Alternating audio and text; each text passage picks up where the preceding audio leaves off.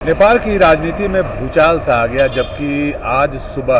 KP Sharma Oli, जो कि नेपाल के पूर्व प्रधानमंत्री हैं और 4 बार प्रधानमंत्री रहे हैं, साथ में रमेश लेखक जो हैं, जो गृह मंत्री हैं, उन दोनों को गिरफ्तार कर लिया। कल जब बालेन्द्र शाह ने नेपाल के प्रधानमंत्री की शपथ ली, एक युवा प्रधानमंत्री है और उन्होंने देश से वादा किया था, उन्होंने कुछ वादे किए थे जिसमें करप्शन की बात की थी, उन्होंने करप्शन पर क्रैकडाउन की बात की थी और साथ में जो जेनजी आंदोलन हुआ था नेपाल में, उसमें जो गोलियां चली थी, जो छात्रों के साथ के ऊपर गोलियां चली थी पुलिस के द्वारा और आर्मी के द्वारा लाठीचार्ज किया गया था, तो उसके बाद एक इंक्वायरी कमीशन बैठाई गई थी। उस इंक्वायरी कमीशन ने केपी शर्मा ओली, जो उस वक्त के प्रधानमंत्री थे, और साथ में रमेश लेखक, जो उस वक्त के गृह मंत्री थे, उन्हें दोषी पाया। और ये जो बालेन्द्र शाह जो प्रधानमंत्री बने हैं, उन्होंने देश को ये वादा किया था कि इस पूरे आंदोलन में छात्रों पर अत्याचार करने में जो भी दोषी पाए जाएंगे उनके ऊपर कार्रवाई की जाएगी। और उन्होंने शपथ ग्रहण के बाद जो पहला निर्णय लिया, वो पहला निर्णय इस रिपोर्ट, जो इंक्वायरी रिपोर्ट आई थी, उसके ऊपर कार्रवाई करने की बात की। और आज सुबह केपी शर्मा ओली को उनके आवास से गिरफ्तार किया गया, रमेश लेखक को उनके आवास से गिरफ्तार किया गया, दोनों को गिरफ्तार करके काठमांडू पुलिस हेडक्वार्टर लाया गया और उसके बाद केपी शर्मा ओली को वहाँ से ले जाके और अस्पताल में उनको मेडिकल चेकअप ले लिया गया और वहीं पर उन्हें भर्ती कर दिया गया है। कल जब कोर्ट खुलेगा तो उन्हें कोर्ट में प्रोड्यूस किया जाएगा और आगे की कानूनी कार्रवाई होगी। सबसे इसमें दिलचस्प बात यह है कि इस पूरे, जो एक ऐसा व्यक्ति जो नेपाल की राजनीति में 4 बार प्रधानमंत्री रहा हो देश का, जिसकी बड़ी पार्टी हो और इतनी बार सत्ता में आई है वो, लेकिन काठमांडू के सड़कों पे या कि पूरे नेपाल की मैं बात करूँ, सड़कों पे कहीं भी कोई तरह का प्रोटेस्ट नहीं दिख रहा उनके समर्थन में, केपी शर्मा ओली के समर्थन में। उनके समर्थक भी जो हैं वो छुटपुट 2-4 करके बाहर आए थे, लेकिन उसके बाद किसी तरह का कोई बड़ा प्रोटेस्ट नहीं दिख रहा है। और लोगों का कहना है नेपाल में कि लोग इस बात से खुश हैं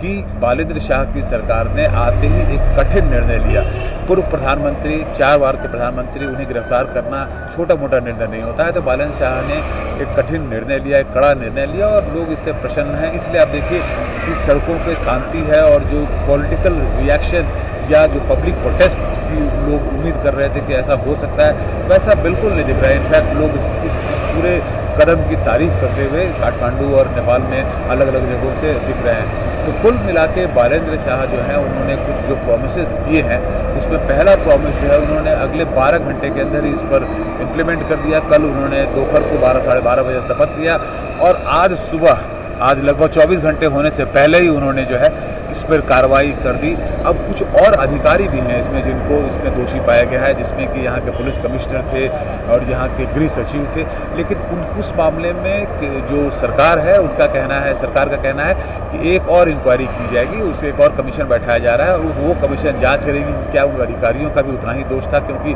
क्या वो अधिकारी केवल आदेश का पालन कर रहे थे या उन्होंने इस निर्णय में भागीदारी अपनी दिखाई थी। अगर वैसा होगा तो उन अधिकारियों पर भी कार्रवाई होगी और वैसा नहीं होगा तो फिर उन्हें बरी कर दिया जाएगा। एक दूसरा कमीशन इसके लिए बैठाया गया है। लेकिन अभी जो है, जो विपक्ष है, जो कन्वेंशनल पॉलिटिकल पार्टीज़ हैं, चाहे वो प्रचंड की पार्टी हो, केपी शर्मा ओली की पार्टी हो, या जो भी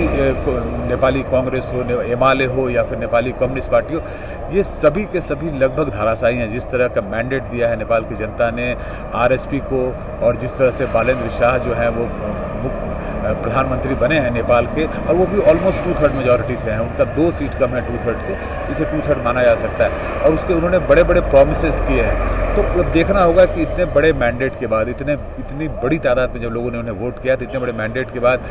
वो क्या अपने सारे प्रोमिसेस को फुलफिल करते हैं। अगर वो कर पाते हैं तो ये जो कन्वेंशनल पॉलिटिकल पार्टीज़ है नेपाल की, उनके लिए ये बहुत चिंता का विषय होगा, क्योंकि एक युवा प्रधानमंत्री, एक युवा मंत्रिमंडल लेके नेपाल को जो है वो आगे ले जाने की कोशिश कर रहा है। काठमांडू से प्रभाकर कुमार, NDTV।